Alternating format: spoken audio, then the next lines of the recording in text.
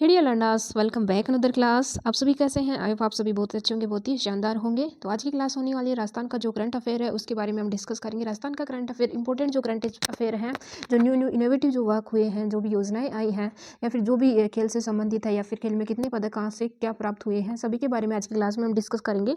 तो please class को and तक जरूर देखिएगा। तो सबसे पहले हम बात करेंगे जो खेल से संबंधित है। तो ये क्लास किसके लिए इंपॉर्टेंट होने वाली है? जो असिस्टेंट प्रोफेसर की जो एग्जाम होने वाली है, आरपीएससी जो एग्जाम कंडक्ट करवाता है, हर एग्जाम के लिए ये क्लास इंपॉर्टेंट है।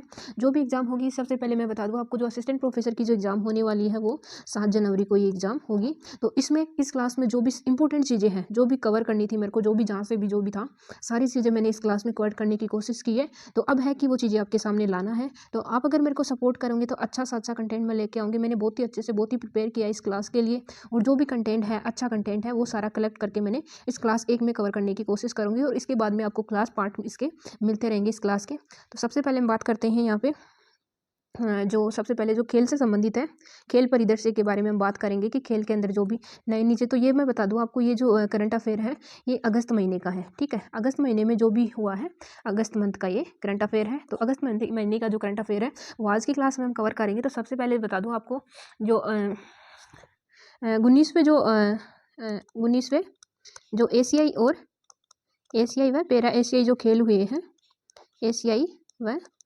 पैरा एशियाई जो खेल हुए हैं उनके बारे में है, सबसे पहले हम बात करेंगे। तो इन खेलों का जो आयोजन हुआ है, आयोजन इनका जो हुआ है, इन खेलों का आयोजन, तो आयोजन इनका हुआ है हांगझोउ चीन में।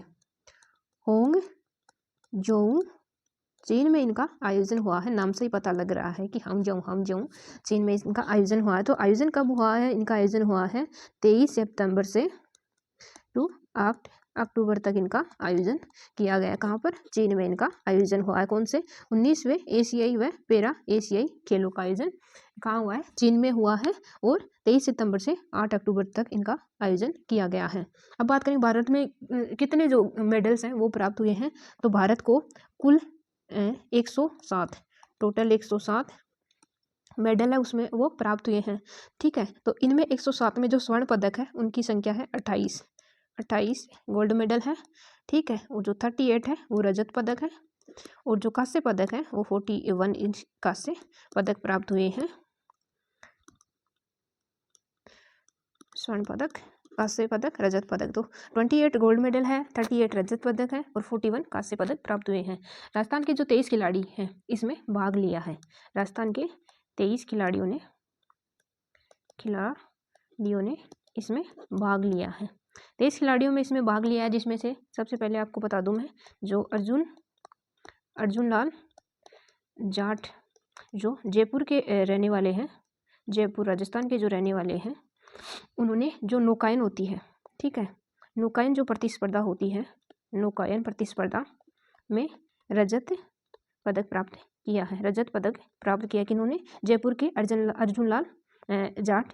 नौकायन जो प्रतिस्पर्धा थी उसमें इन्होंने रजत पदक प्राप्त किया है। और जो दिव्या सिंह पंवार है, दिव्यांश सिंह पंवार, ये भी जयपुर के रहने वाले हैं। इन्होंने जो एयर राइफल है 10 मीटर एयर राइफल, इन्होंने 10 मीटर एयर राइफल में क्या जीता है? स्वर्ण पदक जीता है। कौन? दिव्यांश सिंह पंवार, जयपुर के रहने वाले हैं, और जो 10 मीटर जो एयर राइफल है उसमें इन्होंने स्वर्ण पदक प्राप्त किया है। यहाँ पे मैंने बता दिया 19वें पैरा एशियाई और पैरा एशियाई वो होते हैं जो दिव्यांग होते हैं, ठीक है। आयोजन इनका जो हुआ था चीन में हुआ था, और 23 सितंबर से 8 अक्टूबर तक इनका आयोजन हुआ था। 107 टोटल मेडल प्राप्त हुए थे, जिसमें स्वर्ण पदक 28 थे, 38 रजत पदक थे, और 41 कांस्य पदक थे। और इसमें जो विद्यार्थी है उनमें 23 खिलाड़ियों ने भाग लिया था। 23 खिलाड़ियों ने इनमें भाग लिया था। जो अर्जुन लाल जाट हैं वो जयपुर के रहने वाले हैं, जिन्होंने नौकायन में रजत पदक प्राप्त किया था। और दिव्यांश जो पंवार है वो जयपुर के रहने वाले हैं, इन्होंने 10 मीटर एयर राइफल में स्वर्ण पदक प्राप्त किया था। अब बात करेंगे हम नेक्स्ट, जो है मानिनी कौशिक, जो है मानिनी कौशिक, मानिनी कौशिक कहाँ की रहने वाली है? मानिनी कौशिक ये भीलवाड़ा की रहने वाली है। ये खिलाड़ी भीलवाड़ा की है। इन्होंने 50 मीटर जो एयर राइफल है, 50 मीटर एयर राइफल राइफल में इन्होंने रजत पदक प्राप्त किया है। रजत पदक प्राप्त किया है किसने? जो मानिनी कौशिक है, भीलवाड़ा की रहने वाली है, 50 मीटर एयर राइफल इसकी कैटेगरी है और रजत पदक इन्होंने प्राप्त किया है। फिर बात करेंगे हम रवि बिश्नोई। रवि बिश्नोई जो जोधपुर के रहने वाले हैं। जोधपुर के रहने वाले हैं। इन्होंने जो क्रिकेट स्वर्ण पदक, ये कौन सी, ये टीम का हिस्सा थे रवि बिश्नोई जो जोधपुर के रहने वाले हैं। इनकी जो क्रिकेट टीम थी, ये क्रिकेट टीम में शामिल थे। ठीक है, इंडिया की जो क्रिकेट टीम थी उसमें शामिल थे, क्रिकेट टीम में शामिल थे और इन्होंने टीम की ओर से क्या स्वर्ण पदक प्राप्त किया है, स्वर्ण पदक प्राप्त किया है। अब बात करेंगे दिव्य कीर्ति सिंह है जो नागौर की रहने वाली है, जो घुड़सवारी में इन्होंने स्वर्ण पदक जीता है। दिव्य कीर्ति सिंह कहाँ की रहने वाली? नागौर की रहने वाली एक खिलाड़ी है जिन्होंने घुड़सवारी में, घुड़सवारी देखते हो घोड़े की रेस होती है, उसमें घुड़सवारी में क्या जीता है? स्वर्ण पदक जीता है। दिव्य कीर्ति सिंह नागौर के रहने वाले हैं और घुड़सवारी में स्वर्ण पदक प्राप्त किया है। अब बात करेंगे जो कबड्डी टीम है, जो राजस्थान की जो कबड्डी टीम है, जो भारत की कबड्डी टीम है, ठीक है, उसमें जो राजस्थान के खिलाड़ी थे, कबड्डी टीम के बारे में हम बात करेंगे। कबड्डी टीम ये इंडिया की थी जिसमें राजस्थान के जो थे वो जो स्वर्ण पदक प्राप्त किया है राजस्थान के खिलाड़ियों ने, तो उसमें एक तो निधि शर्मा थी, निधि शर्मा और सुषमा साक्षी मुस्कान, ये टीम के खिलाड़ी थे और इन्होंने कबड्डी प्रतियोगिता में राजस्थान के विद्यार्थियों ने स्वर्ण पदक जीता है। अब बात करेंगे जो पैरा एशियाई खेल में जो जयपुर की जो अवनी लेखरा है, पैरा एशियाई जो खेलों में जो अवनी लेखरा है, पैरा एशियाई खेल जो जयपुर की जो अवनी लेखरा है, अवनी लेखरा इन्होंने 10 मीटर एयर राइफल में स्वर्ण पदक जीता है। एयर राइफल में स्वर्ण पदक जीता है कौन? पैरा एशियाई खेल में अवनी लेखरा जो जयपुर की रहने वाली है, ठीक है, जयपुर की ये रहने वाली है। 10 मीटर एयर राइफल में इन्होंने स्वर्ण पदक जीता है। अवनी लेखरा का जो स्कोर था इसमें 249.6 था और अवनी लेखरा जो टोक्यो ओलंपिक हुआ था 2020 में, जो टोक्यो ओलंपिक थे उनमें भी इन्होंने स्वर्ण पदक, एक तो स्वर्ण पदक जीता था, एक गोल्ड और एक कांस्य पदक इन्होंने जीता था। किसने? 2020 के जो टोक्यो ओलंपिक थे, ठीक है, उनमें एक स्वर्ण पदक और एक कांस्य पदक जीता था कि इन्होंने अवनी लेखरा जो जयपुर की रहने वाली है। 10 मीटर एयर राइफल इनका जो है गेम है और इनका जो स्कोर था 249.6 इनका स्कोर था। अब बात करेंगे हम नेक्स्ट, ये हो गया अपना यहाँ तक का कंप्लीट। तो आई होप आपको ये समझ में आ रहा होगा, ठीक है। अब याद करेंगे राजस्थान की जो योजनाएं हैं, कार्यक्रम हैं, उनके बारे में डिस्कस करेंगे। तो कार्यक्रम, योजनाएं एवं अभियान, जो भी कार्यक्रम योजनाएं जो भी हैं राजस्थान में, उन सब के बारे में हम बात करेंगे। तो 16वीं जो विधानसभा चुनाव का जो कार्यक्रम था, सबसे पहले उसके बारे में बात करेंगे। 16वीं विधानसभा के चुनाव जो कार्यक्रम है, चुनाव व कार्यक्रम, इनके बारे में हम बात करेंगे। तो इनकी जो घोषणा हुई थी, ठीक है, घोषणा इनकी जो हुई थी वो हुई थी 9 अक्टूबर 2023, ठीक है। आचार संहिता लागू हो गई थी। कब हुई थी? 9 अक्टूबर 2023 को आचार संहिता लागू हो गई थी। और ये आचार संहिता जो लागू की जाती है वो की जाती है भारत का जो निर्वाचन आयोग है, निर्वाचन आयोग के द्वारा आचार संहिता लागू की जाती है। अब बात करेंगे इसमें जो मतदान हुए थे राजस्थान में, तो 25 नवंबर को मतगणना हुई थी। 25 नवंबर को मतगणना हुई थी और इनका जो चुनावों का जो परिणाम है वो 3 दिसंबर को इसका परिणाम आया था। किसका? मतगणना का जो परिणाम था वो 3 दिसंबर को आया था।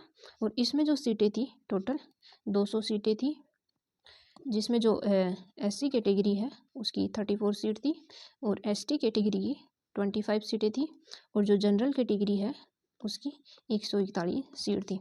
इस मतदान में जो पार्टिसिपेंट था, ठीक है, मतदान में जो भाग लिए थे 5,27,00,000 ने इसमें भाग लिया था मतदान में, जिसमें से जो पुरुष जो भागीदार थे वो थे 2,75,00,000 और जो महिलाएं थी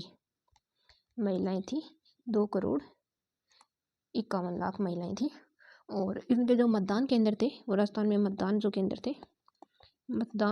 केंद्र थे वो 51,756 पिंक बूथ बनाए गए थे और जिनमें 1600 पिंक बूथ थे और जो दिव्यांग थे और जो युवा थे, दिव्यांग के लिए 200 थे और जो युवा हैं उनके लिए 1600 थे और जो आदर्श के लिए 1600, ठीक है। मतदान केंद्र डिवाइडेड थे, पिंक बूथ 1600 थे, दिव्यांग के लिए 200 थे, युवा के लिए 1600 थे और जो आदर्श है उनके लिए 1600 थे। अब बात करेंगे हम नेक्स्ट पेज पे राजस्थान के जो मुख्य निर्वाचन आयोग के जो अधिकारी हैं वर्तमान में। राजस्थान मुख्य निर्वाचन अधिकारी जो हैं वो कौन है? प्रवीण गुप्ता। क्वेश्चन पूछ सकता है कि राजस्थान मुख्य निर्वाचन आयोग के जो वर्तमान अधिकारी हैं वो कौन है? तो प्रवीण गुप्ता इनके वर्तमान अधिकारी हैं। अब जो लाइव वेबकास्टिंग थी चुनावों के दौरान, जो लाइव वेबकास्टिंग थी वो थी 50% बूथों पर लाइव वेबकास्टिंग थी, ओनली 50% पे। और जो चुनावी खर्च की जो सीमा थी वो प्रत्येक उम्मीदवार, ठीक है, पर जो उम्मीदवार था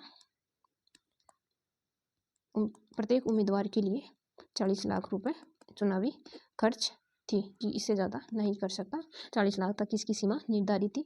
जो होम वोटिंग थी, होम वोटिंग मतलब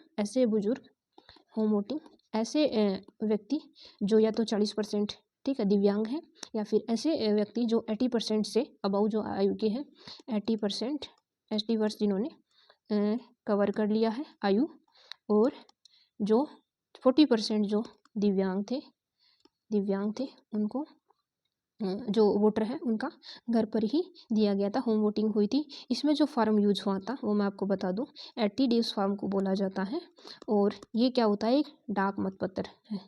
क्या है? डाक मतपत्र। इस प्रकार के मतदान को डाक मतपत्र के द्वारा ये वोटिंग हुई थी, होम वोटिंग हुई थी। वो कौन से फॉर्म था? तो फॉर्म का नाम 12B है और इसमें जो ये जो इसको कहते क्या है? तो ये डाक मतपत्र कहते हैं। आपके पास में आएंगे, ठीक है, जो भी दिव्यांग है, बुजुर्ग है, उनके घर पे आते हैं और उनसे वोटिंग करवाते हैं। जो आम जनता जो आचार संहिता का जो उल्लंघन कर रहे थे, ठीक है, आचार संहिता का जो उल्लंघन हो रहा था तो उसकी उल्लंघन की जो शिकायत है, उल्लंघन की शिकायत जो है तो वो शिकायत कर सकते हैं। उसके लिए एक ऐप बनाया गया था, उसका नाम है सी विजिल ऐप है। इस पर शिकायत की जा सकती थी। इसको बोलते हैं CVI, सी छोटा वी बड़ा VIJIL ऐप। ये ऐप था जिसमें शिकायत कर सकते थे। कोई भी अगर आप आचार संहिता का उल्लंघन कर रहा है तो इस ऐप पे शिकायत कर सकते थे। अब हम नेक्स्ट पेज की बात करते हैं। राजस्थान के जो टाइगर रिजर्व बनाए गए हैं, 2 न्यू टाइगर रिजर्व की जो घोषणा की गई है। पहले क्या था? टाइगर रिजर्व की जो संख्या थी, टाइगर रिजर्व, तो अब वर्तमान में जो 6 है, ठीक है, पहले कितने थे? ओनली 4 थे। पहले 4 थे लेकिन वर्तमान में 6 टाइगर रिजर्व है। जो रणथंभौर है, रणथंभौर एक तो होगा, रणथंभौर जो सवाई माधोपुर में है,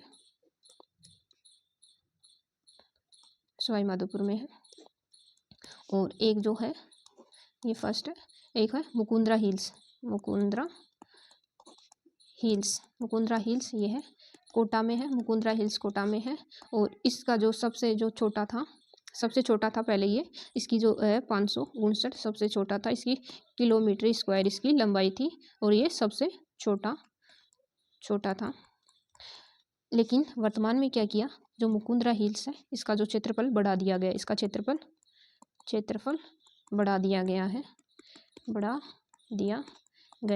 तो इसका क्षेत्रफल जो बढ़ा के जो कर दिया गया है वो है 1185 किलोमीटर। कुल कितना है, 1185 किलोमीटर है। तो टाइगर रिजर्व है रणथंभौर सवाईमाधोपुर में, मुकुंदरा हिल्स कोटा में है, जिसकी पहले जो लंबाई चौड़ाई थी वो थी 759 किलोमीटर स्क्वायर और वर्तमान इसका जो क्षेत्रफल है वो बढ़ा के 1185 किलोमीटर कर दिया गया है। नंबर 3 पे जो है टाइगर रिजर्व वो है सरिस्का। तो सरिस्का आपको पता होगा कहाँ पर है, अलवर में ये टाइगर रिजर्व है। अब नंबर 4 पे जो है रामगढ़ विस्तारी, तो ये जो है वो बूंदी में है। इसका जो 2022 में 22, ठीक है, ये 2022 में बना था। ये इसका जो क्षेत्रफल है, इसकी क्षेत्रफल की बात करें हम, इसका जो क्षेत्रफल है वो 1071 है, ठीक है। और अब ये सबसे छोटा है, क्षेत्रफल की दृष्टि से सबसे छोटा कौन सा है, रामगढ़ विस्तारी। पहले कौन सा था, मुकुंदरा हिल सबसे छोटा था, लेकिन रामगढ़ विस्तारी वर्तमान में सबसे छोटा है। अब बात करेंगे 5th नंबर पे धौलपुर जो है वो है करौली, ये 2023 में न्यू बना है, ठीक है, न्यू बना है। कौन सा, धौलपुर करौली न्यू बना है 2023 में। और नंबर 6 पे जो है वो है कुंभलगढ़ जो है राजसमंद में है। और जो न्यू कुंभलगढ़ अरावली और रोड, ये न्यू है 2023 में, कुंभलगढ़ अरावली और टोडगढ़।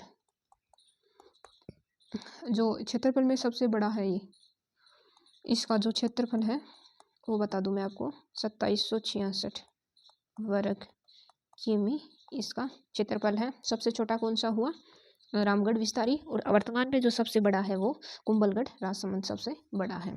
अब इनको याद करने की मैं आपको एक ट्रिक बता दूं, ठीक है। रणथंभौर, नेक्स्ट पेज पे, आर से क्या निकल, रणथंभौर से क्या निकल रहा है, तो हम इसको रा कर लेते हैं। मुकुंदरा से मैं निकल रहा है, ठीक है, राम, ठीक है, रैसे रणथंभौर, मैं से मुकुंदरा हो गया। अब इसको क्या करते हैं, राम से, सरिस्का से से, और रामगढ़ से लेते हैं क्या, रह, तो क्या हो गया रामसर, ठीक है। अब क्या, धौलपुर से क्या लेते थे, दो, और कुंभलगढ़ से क्या लेते हैं, कै, तो रामसर धोक, ठीक है, रामसर धोक, आगे लगा सकते हो देव, ये लगा सकते हो। तो क्या हो गया, रामसर धोक देव किसका आ गया, टाइगर रिजर्व की जो ट्रिक है वो हुई रामसर धोक देव, रामसर धोक देव टाइगर रिजर्व की ये ट्रिक हो गई। अब बात करेंगे जो सफारी अभ्यारण्य है। सफारी क्या होता है, ऐसे अभ्यारण्य जिनमें घूमने फिरने की मतलब जो घूमने फिरने के हों, ठीक है, भ्रमण के लिए होते हैं, उनको बोलते हैं सफारी। तो हम यहाँ पे बात करेंगे जो सफारी है, भ्रमण के लिए जो अभ्यारण्य होते हैं, वो होते हैं सफारी। भ्रमण मैंने गलत लिख दिया, तो जो भ्रमण के लिए जो पार्क होते हैं, भ्रमण, वो होते हैं सफारी पार्क। जैसे आपने देखा होगा ना कि कुछ ऐसे पार्क्स होते हैं जिनमें जो आपको सफारी राइडिंग करवाई जाती है, मतलब गाड़ियों में राइडिंग करवाई जाती है। तो जो पहला है वो लोयन शेर सफारी जो है, लोयन शेर जो सफारी है वो है नाहरगढ़ जयपुर में। नंबर 2 पे है जो लोयन सफारी है, लोयन शेर सफारी, ये सज्जनगढ़ बायोलॉजिकल जो पार्क है वहाँ पर है, सज्जनगढ़ बायोलॉजिकल जो पार्क है वहाँ पर है लोयन शेर सफारी, सज्जनगढ़ बायोलॉजिकल पार्क। जो ये जो लोयन है, लोयन शेर सज्जनगढ़ वाला ये अभी न्यू स्टार्ट हुआ है, ये न्यू है ये। जो बीकानेर व अजमेर में भी बायोलॉजिकल पार्क की स्थापना की जाएगी। अभी इसकी जो घोषणा किए गए ना, बीकानेर ये भी याद रखना आप, बीकानेर व अजमेर में जो सफारी पार्क है, बायोलॉजिकल पार्क की स्थापना की जाएगी बीकानेर और अजमेर में। जो मुकुंदरा हिल्स टाइगर रिजर्व है उसमें जो जिप्सी सफारी है वो शुरू की जा रही है। मुकुंदरा हिल्स टाइगर रिजर्व, इसमें क्या किया जा रहा है, जिप्सी जो सफारी है, जिप्सी आप जानते हो, आपने गाना तो सुना ही होगा जिप्सी वाला, जिप्सी सफारी शुरू की जा रही है। कहाँ पर, मुकुंदरा हिल्स में जिप्सी सफारी है वो शुरू की जा रही है। जो माउंट आबू है उसमें जो जंगली सफारी है, माउंट आबू वहाँ पर जंगली सफारी जो है वो शुरू की जा रही है। जंगली सफारी का जो है सफारी का प्रारंभ हो गया है, कहाँ पर, माउंट आबू पर। और जो पहले से जो जहाँ पे सफारी शुरू हो चुकी है, मतलब जैसे पहले से चल रही है सफारी, वो 3 जगह पे है। रणथंभौर हो गया, रणथंभौर में पहले से है,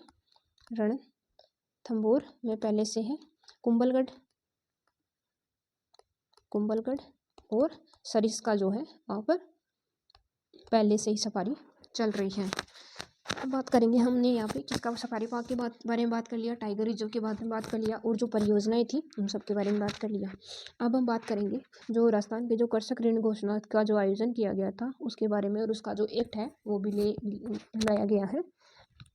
तो यहाँ पे बात करेंगे हम राजस्थान राज्य कृषक ऋण राहत योजना आयोग का गठन। तो इसका जो एक्ट लाया गया है वो 2023 है। राजस्थान राज्य कृषक ऋण राहत योजना आयोग का जो एक्ट है वो 2023 है। इसका जो अध्यक्ष बनाया गया है, अध्यक्ष है वो प्रकाश चंद गुप्ता है। राजस्थान राज्य कृषक ऋण राहत कोष का जो अध्यक्ष है वो है प्रकाश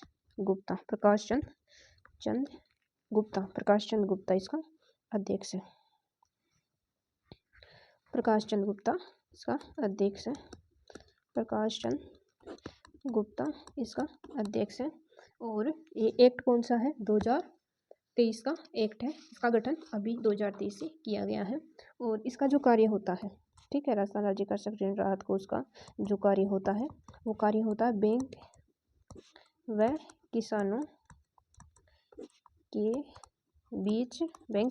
के बीच ऋण संबंधी मुद्दों का जो समाधान है, ऋण संबंधी मुद्दों का समाधान करना इसका कार्य है। अब बात करेंगे हम जो राजस्थानी जो भाषा साहित्य अकादमी है उसके जो पुरस्कार है 2023 वाले, उनकी हम बात करेंगे। जो 2023 जो इसके जो पुरस्कार हैं उनके बारे में बात करेंगे यहाँ पे। तो हमने टॉपिक डाल लेते हैं राजस्थान, पूछ सकते हैं आपके, राजस्थान भाषा साहित्य व संस्कृति अकादमी जो पुरस्कार है, इसकी जो अकादमी है वो कहाँ पर है वो तो पहले मैं आपको बता दूं, ये बीकानेर में है। ओके, 2023 जो इसके जो पुरस्कार है, 2023 के पुरस्कार राजस्थान भाषा साहित्य में संस्कृत अकादमी बीकानेर के जो 2023 के जो पुरस्कार हैं उनके बारे में। जैसे सबसे पहला जो पुरस्कार है वो है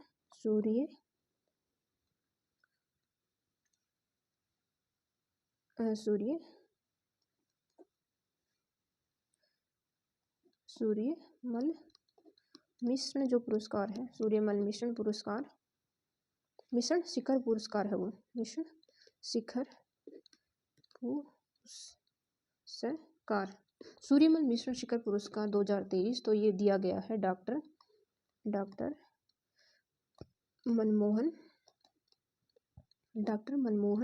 सिंह यादव को ये पुरस्कार दिया गया है। और इन्होंने जो अपनी जो कृति लिखी थी, किस कृति के लिए दिया गया है, तो वो कुदरत कुछ माद जो इनकी ये कृति थी इसके लिए इनको दिया गया है। और इसमें जो जो पुरस्कार की जो राशि होती है, पुरस्कार की जो राशि है वो 71,000 रुपये है। पुरस्कार की राशि साथ में जो दिया जाता है प्रस्तुति पत्र या फिर शोध पत्र जो भी दिया जाता है वो इसके साथ में दिया जाता है और राशि 71,000 होती है। अब बात करेंगे हम नेक्स्ट जो पृथ्वीराज राठौड़ जो सम्मान है, पृथ्वीराज राठौड़ सम्मान जो है 2023 का ये दिया गया है मालचंद तिवाड़ी को, ये पुरस्कार तिवाड़ी को दिया गया है। इसको ये दिया गया है। अब बात करेंगे नेक्स्ट जो है वो राजस्थानी जो महिला लेखन जो पुरस्कार है, राजस्थान महिला लेखन जो पुरस्कार है वो निर्मला राठौड़ को दिया गया है। और इनकी जो रचना थी दीड़ दर्शाव इनकी रचना थी। इनकी रचना का नाम क्या है? इनकी रचना का जो नाम है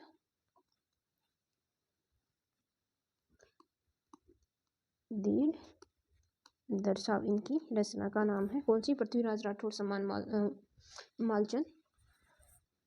मालचंद तिवाड़ी को। राजस्थान साहित्य महिला लेखन पुरस्कार जो है वो निर्मला राठौड़ को दिया गया है। और इनकी जो रचना थी वो दीड़ दर्शाव नाम से थी। अब मैं बात करूँ आपको 2023 जो 2020 से 2023 जो सूर्यमल जो शिखर जो पुरस्कार है मधु आचार्य आशावादी का जो पीड़ आड़ी पाट बांध के लिए दिया गया था। किसको दिया गया था? 2020 का 2023 का जो सूर्यमल मिश्रण जो शिखर पुरस्कार था वो मध्वाचार्य को दिया गया था।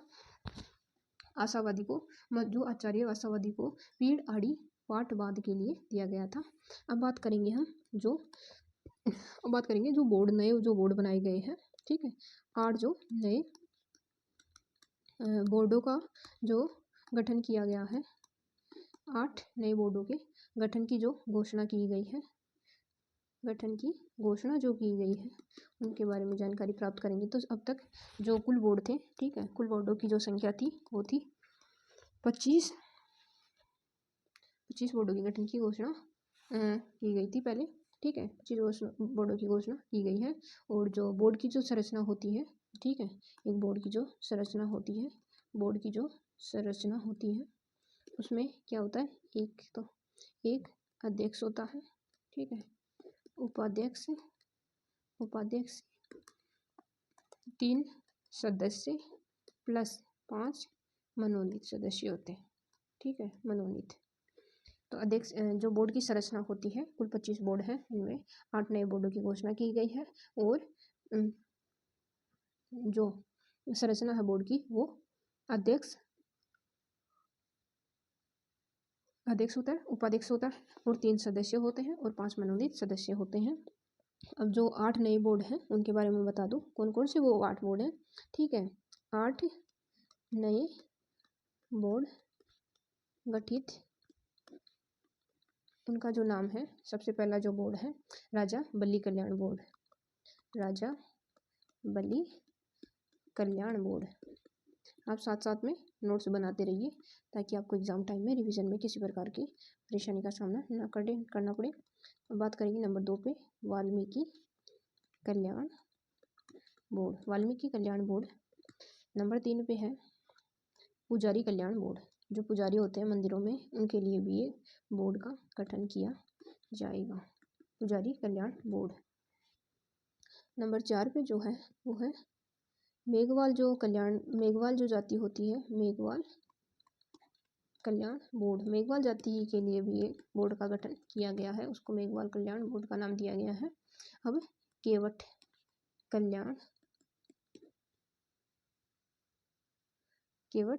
कल्याण बोर्ड। जो जाटव है, जाटव कल्याण बोर्ड। नंबर 7 पे है दाणका जो जाति है, दाणका कल्याण बोर्ड, उनके लिए दान का कल्याण बोर्ड का गठन किया जाएगा। अब जो चित्रगुप्त कायस्थ कल्याण बोर्ड है 8वें नंबर का, चित्रगुप्त कायस्थ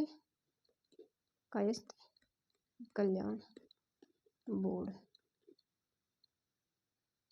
चित्रगुप्त कायस्थ कल्याण बोर्ड। सरदार पटेल बोर्ड, पटेल समाज के लिए, ठीक है, जो पहले से है चल रहा है। सरदार पटेल बोर्ड जो पटेल समाज के लिए है, पटेल समाज के लिए है। सरदार पटेल बोर्ड जो पटेल समाज के लिए है। अब बात करेंगे हम अन्य बोर्डों के बारे में, ठीक है। चारण व डिंगल भाषा हेतु श्री करणी चारण व डिंगल साहित्य शोध संस्थान विकास बोर्ड का गठन किया जाएगा, ठीक है। और अग्रसेन जो कल्याण बोर्ड है अग्रवाल समाज के लिए है, चारण व डिंगल भाषा हेतु, चारण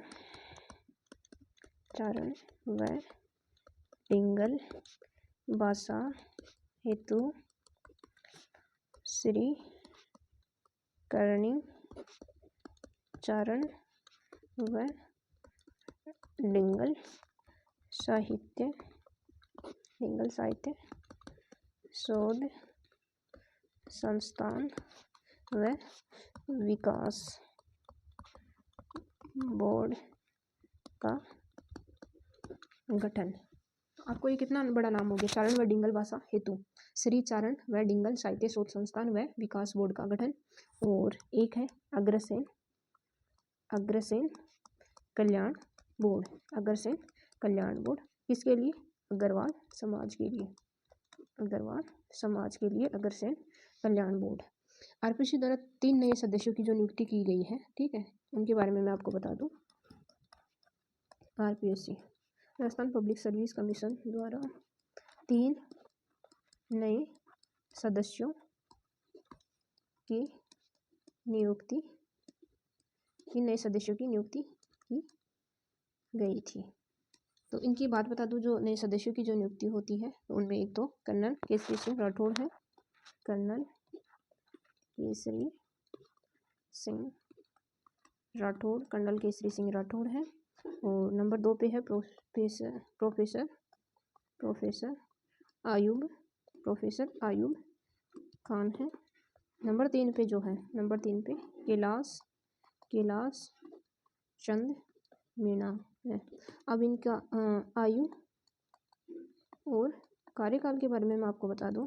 जो इनकी नियुक्ति की गई है, ठीक है, आरपीएससी द्वारा 3 नए सदस्यों की जो नियुक्ति की गई उनमें कर्नल केसरी सिंह राठौड़ है, प्रोफेसर आयूब खान है और कैलाश चंद मीणा है। तो इनके जो कार्यकाल होता है वो 6 वर्ष या जो 65 वर्ष की आयु है, 65 वर्ष या फिर आयु 65 वर्ष। अगर ये जो सदस्य हैं कार्यकाल में, वो उनकी आयु या तो वो 6 वर्ष कार्य करेंगे, या फिर अगर वो 60 साल की उम्र में या फिर 59 साल की उम्र में ज्वाइन करते हैं, नियुक्त होते हैं, तो 65 वर्ष जब तक उनकी आयु नहीं होती है तब तक वो कार्यक्रम में अपना हिस्सा या अपने पद पर रह सकते हैं। अब जो नए जो पोनोरमा, ठीक है, नए पोनोरमा का जो निर्माण की जो घोषणा की गई है, ठीक है, म्यूजियम जो संग्रहालय होता है, मतलब म्यूजियम पोनोरमा क्या होता है, जैसे किसी की जीवनी होती है, किसी की आत्मकथा होती है, उसको लेके एक म्यूजियम के अंदर रखा जाता है, तो उसको पोनोरमा कहा जाता है। तो हम बात करेंगे जो नए जो पोनोरमा है, नए पोनोरमा निर्माण की घोषणा, नए पोनोरमा निर्माण की जो घोषणा है, तो ये क्या होता है, एक म्यूजियम या फिर संग्रहालय होता है।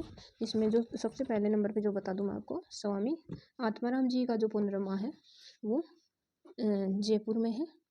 स्वामी आत्मा, आपसे पूछ सकता है एग्जाम में कि जो स्वामी आत्माराम जी का जो पोनोरमा है वो कहाँ पर है, तो आप बताएंगे जयपुर में है। अब बात करेंगे नंबर 2 पे जो राव बीकाजी है, राव बीकाजी। अब बीकाजी से तो समझ गए होंगे कि इनका पोनोरमा बीकानेर में है। राव बीकाजी का पोनोरमा बीकानेर में, स्वामी आत्माराम जी का पोनोरमा जयपुर में है। अब बात करेंगे जो पृथ्वीराज चौहान है, नंबर 3 पे है पृथ्वीराज चौहान। पृथ्वीराज चौहान है, इनका जो पुनर्नमा है वो अजमेर में है।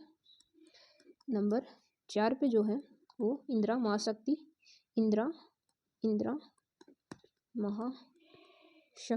इंदिरा महाशक्ति का जो पुनर्नमा है वो पोखरण में है। नंबर 5 पे जो है राजा बुद्धा मीणा, ठीक है, राजा बुद्धा मीणा जब का पुनर्नमा है, बुद्धा मीणा का जो पुनर्नमा है वो है बूंदी में इनका पुनर्नमा है। नंबर 6 पे हम बात करेंगे महर्षि नवल का जो पुनर्नमा है, महर्षि नवल दलितोत्थान। तो इनका जो कार्य था वो जो दलित वर्ग के हैं उनका उत्थान करना था। तो इनका जो पुनर्नमा है वो जोधपुर में है। अब बात करेंगे नंबर 7 पे, तो रावचूड़ा का जो पुनर्नमा है वो है चित्तौड़गढ़ में। रावचूड़ा का जो पुनर्नमा है वो चित्तौड़गढ़ में है। नंबर 8 पे संत ईश्वरदास जी हैं, ईश्वरदास। तो इनका जो पुनर्नमा है वो बाड़मेर में है, संत ईश्वरदास। तो इनका पुनर्नमा बाड़मेर में है। अब बात करेंगे 9 नंबर पर बिक्काजी सोलंकी। वहाँ पे राव बिक्का की बात की है, यहाँ पे बिक्काजी सोलंकी। तो इनका पुनर्नमा है वो पाली में है, सोलंकी जी का पुनर्नमा पाली में है। अब नेक्स्ट बात करेंगे हम 10 नंबर का। 10 नंबर पे है केला देवी का जो पुनर्नमा है वो है करौली में। केला देवी का आपको पता होगा करौली में है। नंबर 11 पे हम बात करेंगे कानड़ देव, ठीक है, कानड़ देव का जो पुनर्नमा है वो करौली। कानड़ देव का, केला देवी का करौली, कानड़ देव का जो पुनर्नमा है वो है, कानड़ देव का जो पुनर्नमा है वो है जालोर में। कभी कभी मिसप्रिंट हो जाता है तो थोड़ा सा इग्नोर करिए इस चीज़ को। नंबर 12 पे है राजा हेमू का जो पुनर्नमा है, राजा हेमू का पुनर्नमा है वो है अलवर में।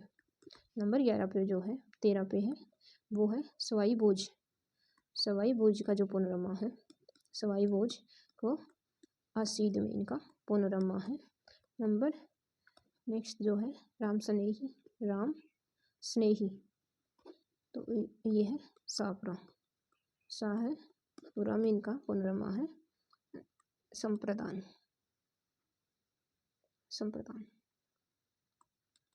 शाहपुरा में राम स्नेही या फिर संप्रदान जो शाहपुरा में है। महाराजा जो सूरजमल है, ये एग्ज़ाम की दृष्टि से बहुत इम्पोर्टेंट है, ठीक है, एग्जाम्स में क्वेश्चन रिपीट होते हैं इन सब चीज़ों से। भरतपुर, इनका जो पुनर्नमा है वो भरतपुर में है। तो यहाँ तक हमने देख लिया है, इम्पोर्टेंट फैक्ट देख लिए हैं। तो हम बात करेंगे जो स्वतः जो real time auto delivery system है, जो स्वतः है, जो न्यू स्कीम्स हैं, जो न्यू चीज़ें लॉन्च हो रही हैं, जो इनोवेटिव वर्क हो रहे हैं राजस्थान के, उनके बारे में जो नेक्स्ट पेज से हम स्टार्ट करते हैं। जो है स्वतः है, तो ये क्या है इसके बारे में मैं बात कर रहा हूँ आपके सामने। स्वतः है तो ये है रियल टाइम ऑटो डिलीवरी है। रियल टाइम ऑटो डिलीवरी क्या है?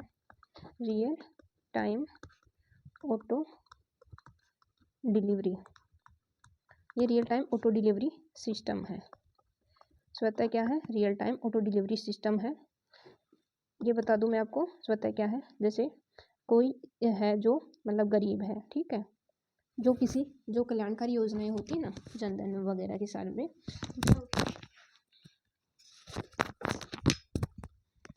जैसे जनधन आधार जो बनाया गया है, ठीक है, जनधन आधार में क्या होता है, लोगों की सारी डिटेल्स होती है, ठीक है, डाटा इकट्ठा रहता है कि कौन गरीब है और कौन अमीर है। तो रियल टाइम जो ऑटो डिलीवरी सिस्टम है, इसमें मैं आपको बता दूं, थोड़ी आप लिख लीजिए। जन आधार डेटाबेस से पात्र नागरिकों को घर बैठे बिना आवेदन किए ही जन कल्याणकारी योजनाओं का लाभ स्वतः मिलेगा।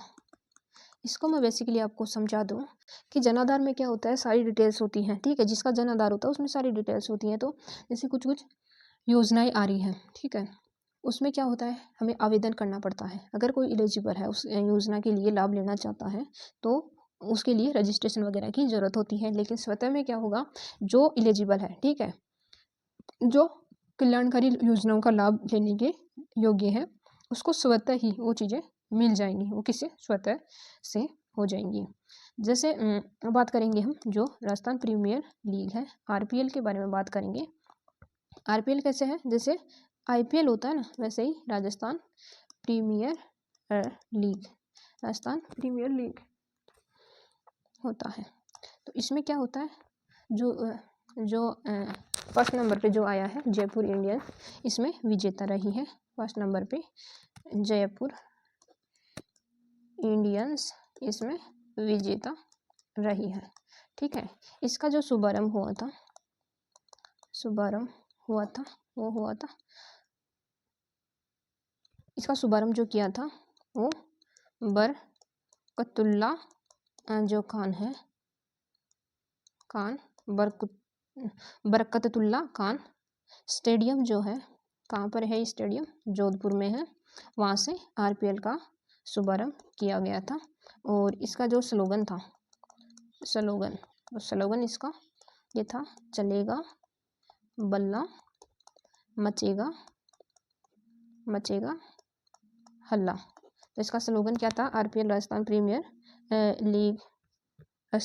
लीग। इसका जो फर्स्ट नंबर पे जो टीम रही है वो जयपुर इंडियंस विजेता रही है। इसका जो शुभारंभ किया गया था बरकतुल्ला खान स्टेडियम जोधपुर से। और इसका जो स्लोगन था, चलेगा बल्ला तो मचेगा हल्ला, इसका स्लोगन था। और इसका जो अध्यक्ष है वो वैभव गहलोत है, जो माननीय जो गहलोत साहब है उनके पुत्र हैं वैभव गहलोत इसके अध्यक्ष हैं। अब आरपीएल के जो ब्रांड एम्बेसडर हैं उनके बारे में बता दूं आपको। जो आरपीएल फर्स्ट के जो ब्रांड एम्बेसडर है, ब्रांड एम्बेसडर जो है वो कपिल देव इसके ब्रांड एम्बेसडर हैं। और जो विजेता टीम रही है वो है विजेता टीम। तो विजेता टीम जयपुर इंडियंस इसकी विजेता टीम है, इंडियंस विजेता टीम है। और उप विजेता जो है, उप विजेता जोधपुर सनराइज जो टीम है, जोधपुर सनराइजर्स जो टीम है वो इसकी उप विजेता है। और जो कुल टीमें इसकी 6 कुल टीमें थी। अब जो ये बात कर ली हमने आरपीएल के बारे में बात कर ली। अब बात करेंगे जो राजीव गांधी जो ग्रामीण व शहरी ओलंपिक 2023 है उनके बारे में हम बात करेंगे नेक्स्ट क्लास में।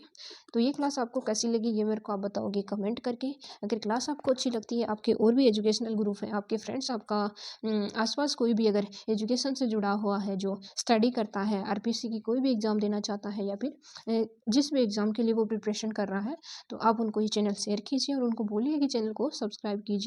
और ये क्लास आपको कैसी लगी है मुझे आप बताएंगे कमेंट सेक्शन में। तो तब तक के लिए आप मेरे साथ बने रहिए, कल की क्लास का आप करिए इंतजार और कमेंट में मुझे बताइए ज़रूर कि कैसी है क्लास में कुछ कमियां हैं तो वो भी मेरे को आप बताइए ताकि मैं उनको सही कर सकूं। तो कल की क्लास होने वाली है बहुत ही खास, उसमें बात करेंगे हम राजीव ग्रामीण व शहरी ओलंपिक के बारे में हम बात करेंगे। और उसके बाद में जो है कि इसमें जो रजिस्ट्रेशन वगैरह ग्रामीण और शहरी ओलंपिक में कितने थे, पहले वाली क्या थी, 2022 में जो ग्रामीण ओलंपिक थे वो क्या थे, ठीक है।